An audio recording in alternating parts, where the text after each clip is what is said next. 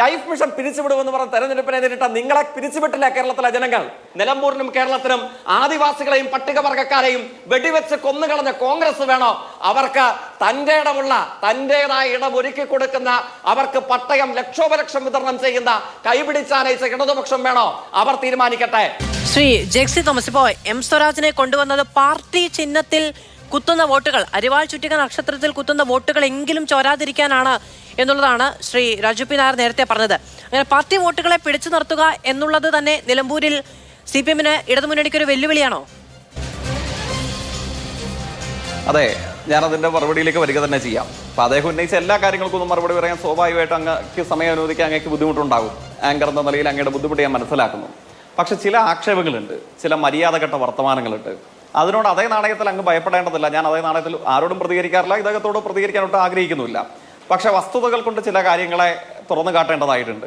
അപ്പോൾ അദ്ദേഹം ഇടതുപക്ഷ ജനാധിപത്യ മുന്നണിയുടെ സർവ്വസ്വീകാര്യനായ സ്ഥാനാർത്ഥിത്വം അതിൽ പരിഭ്രാന്തി പൂണ്ടതുകൊണ്ടായിരിക്കാം അദ്ദേഹം പല വിധത്തിലുള്ള ആക്ഷേപങ്ങളും, ഈ തെരഞ്ഞെടുപ്പിന്റെ ആദ്യമധ്യാന്തം നമുക്ക് കേൾക്കേണ്ട വന്ന പല ആക്ഷേപങ്ങളും ഈ തെരഞ്ഞെടുപ്പ് അവസാനിക്കുന്ന ദിവസത്തിലും അദ്ദേഹം യാതൊരു വിധത്തിൽ മര്യാദയുമില്ലാതെ ഇവിടെ വന്ന് ആവർത്തിക്കുകയാണ്.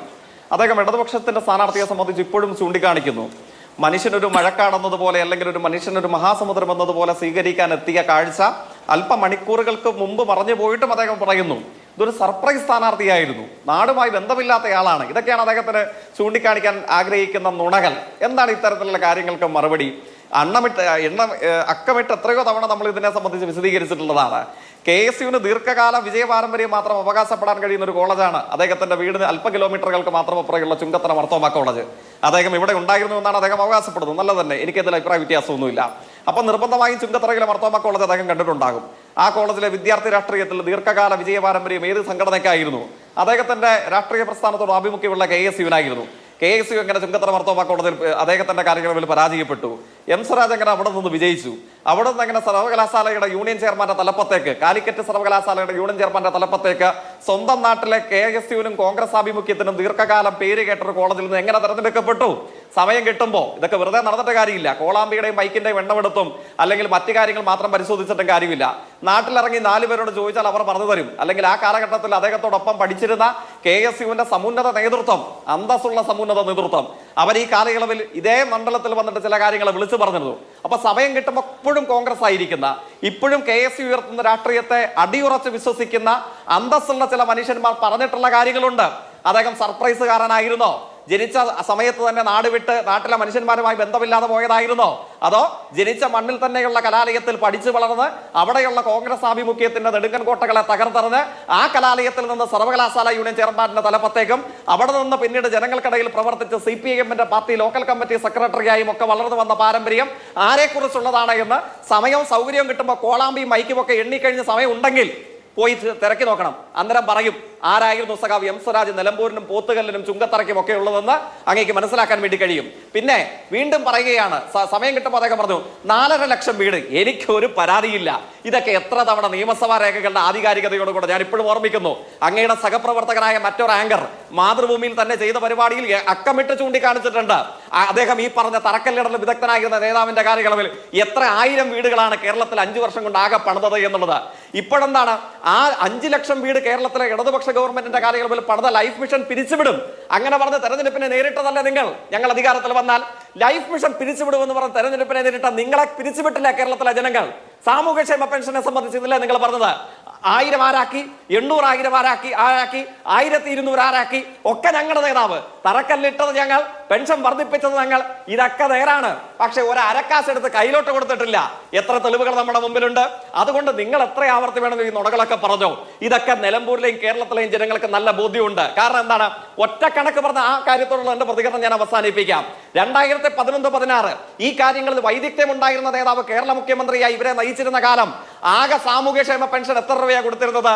സർക്കാർ രേഖകൾ പറയുന്നു 9,112 കോടി രൂപ അല്ലേ? ആകെ 5 വർഷം കൊണ്ട് സാമൂഹ്യക്ഷേമ പെൻഷൻ കൊടുത്തത് ഇവർ ഇത്രയുമായിരുന്നു. 2016-21 ഞങ്ങളുടെ ഗവൺമെന്റ് അധികാരത്തിൽ വന്നു. എത്ര കോടി രൂപയാണ് കൊടുത്തിട്ടുണ്ടായിരുന്നത്? 35,154 കോടി രൂപ 2016-21 കാലയളവിൽ പെൻഷനായി 62 ലക്ഷം പേർക്ക് കൊടുത്തു. ഒക്കെ വർദ്ധിപ്പിച്ചത് നിങ്ങളാണ് എന്ന് ലക്ഷക്കണക്കിന് കാശ് മുടക്കി ക്യാമറകളെയും തലങ്ങും വിലങ്ങും വെച്ച് ഷൂട്ട് നടത്തി റീൽസ് ഉണ്ടാക്കി ഇട്ടിട്ട് നിങ്ങളൊന്ന് പറ, 9,000 കോടി കൊടുത്ത UDF ആണോ? 5 വർഷം കൊണ്ട് 35,000 കോടി കൊടുത്ത പിണറായി ആണോ നിലമ്പൂരിലെയും കേരളത്തിലെയും സാധാരണക്കാരായ ജനങ്ങളെ കൈപിടിച്ചാനയിച്ചത്? ചിന്തിക്കുന്നവർക്ക് ദൃഷ്ടാന്തമുണ്ട്.